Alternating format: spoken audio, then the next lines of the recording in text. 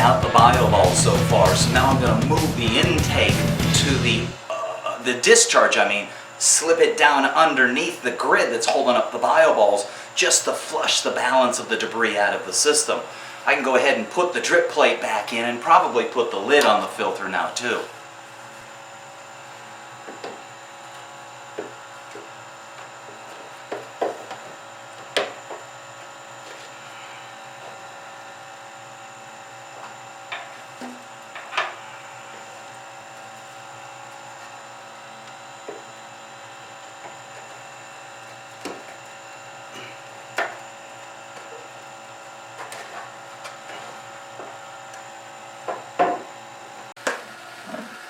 So as it turns out, we don't have any replacement filter pads in the cabinet, which usually I do.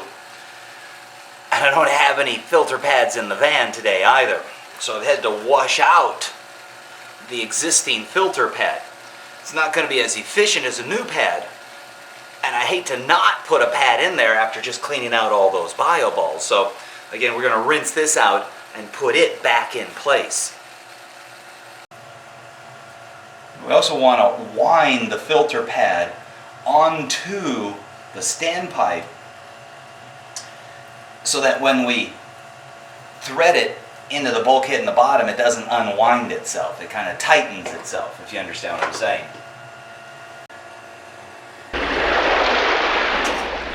So now with the pre-filter replaced, we'll go ahead and reintroduce the 10 gallons of salt water and the coral decorations.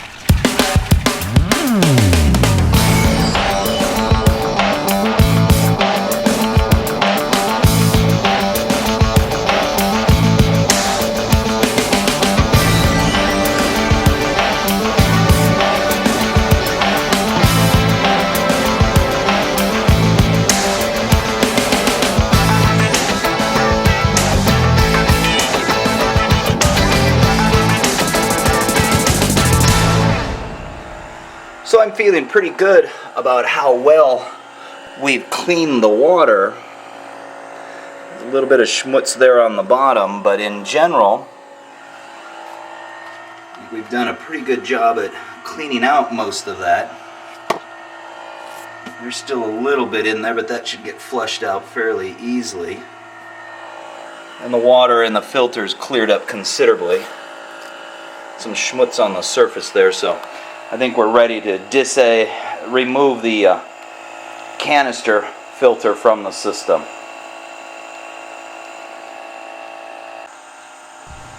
So before I completely remove it from the system, I'm going to go ahead and vacuum a couple of hard to reach spots.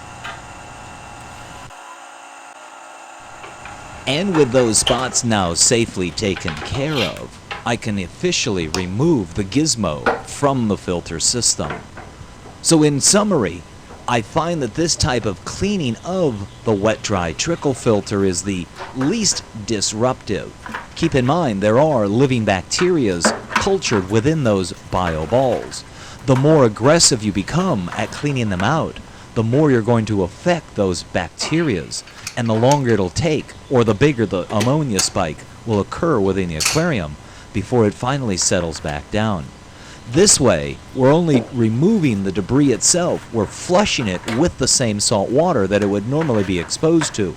So other than the jostling of the bioballs or the increased flow of water around the bacterias, I find this to be the least disruptive. And now that we have the gizmo out of the way, we can bring the remaining 5 gallons of new salt water back in and replenish the balance of this 75-gallon hexagon aquarium.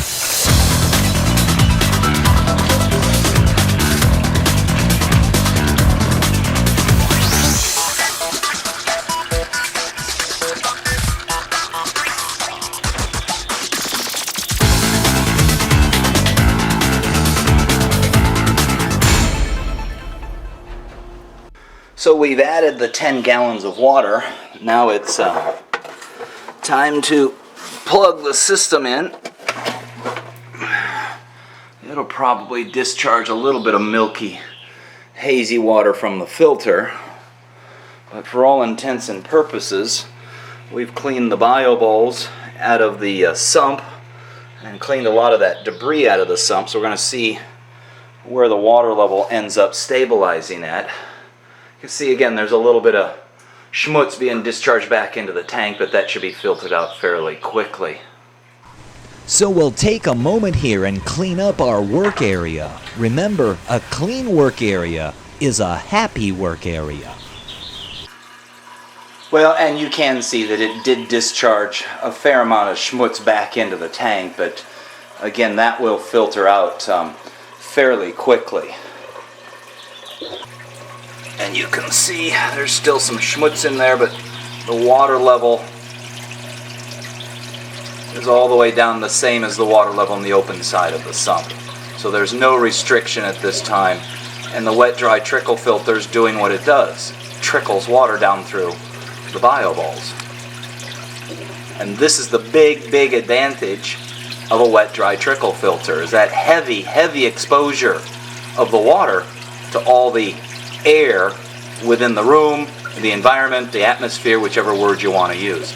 And that's what makes a wet dry trickle filter the best choice in a fish-only system. And now that we've got our aquarium cleaned and our filter system cleaned, we're going to take and clean the outside of the aquarium. Remember, this is an acrylic aquarium, so it uses acrylic-only type cleaners. Do not use ammonia-based cleaners on an acrylic aquarium. It'll cause the aquarium to frost over time. And with that in mind, let's place the canopy back on top of the aquarium. This will finish off the experience of cleaning this hexagon-shaped aquarium. So that's how we deal with cleaning out the bio balls. I wish the water wasn't as hazy so you could see how nice this tank looks. It's a very simplistic look. There's 4 pieces of coral in there, and there's a handful of fish, but at this point, that's the job.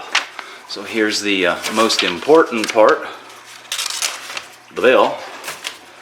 And the second important part is the responsibilities that I've been given, and that is setting the alarm so we don't get ourselves in trouble. Oops. Okay. Dealing with responsibility here. Anyhow, that's how we deal with cleaning the bio balls. Better get out of here before the alarm goes off.